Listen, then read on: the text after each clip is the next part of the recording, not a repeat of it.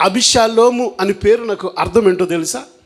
అబ్బా అంటే తండ్రి, షాలోం అంటే శాంతి లేక సమాధానం. తండ్రితో సమాధానం అనేటువంటి పేరును తన తండ్రి అబిషాలోముకు పెట్టాడు. ఎంత సౌందర్యం కలవాడో అంతే సౌందర్యమైనటువంటి పేరును అబిషాలోముకు పెట్టాడు. కానీ అబిషాలోము తన తండ్రికి సమాధానం లేకుండా చేశాడు.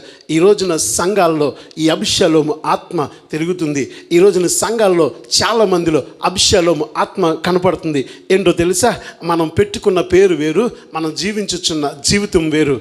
పేరుకు తగిన జీవితం మనం జీవించలేకపోతే అబిషాలోము లాంటి ఆత్మ కలిగిన వారమని దైవలేఖనం సెలవిస్తుంది. ఈ రోజున పేరుకు తగ్గ జీవితం మనం జీవించాలి. చెప్పుకోవడానికి మనం క్రైస్తవులమని, సేవకులమని, విశ్వాసులమని, దైవజనులమని చక్కగా చెప్పుకుంటున్నాం. కానీ చెప్పుకున్న రీతికి, ఆ చెప్పుకున్న పేరుకు తగిన జీవితం మన జీవితంలో ఉండాలి. మన మాటలో కనపడాలి, మన ప్రవర్తనలో కనపడాలి, మన చేతల్లో కనపడాలి, మన బ్రతుకుల్లో కనపడాలి. హల్లెలూయా. ఈ రోజున దేవుని సంఘములో ఉన్నటువంటి దైవ బిడ్డలారా, దేవుడు మాట్లాడుతున్నాడు. పేరుకు తగ్గ జీవితాన్ని జీవించలేకపోతే నీలోనికి ఏం ప్రవేశించో తెలుసా? అబిషాలోము ఆత్మ నిన్ను వెంటాడుతుందని దైవలేఖనం సెలవిస్తుంది.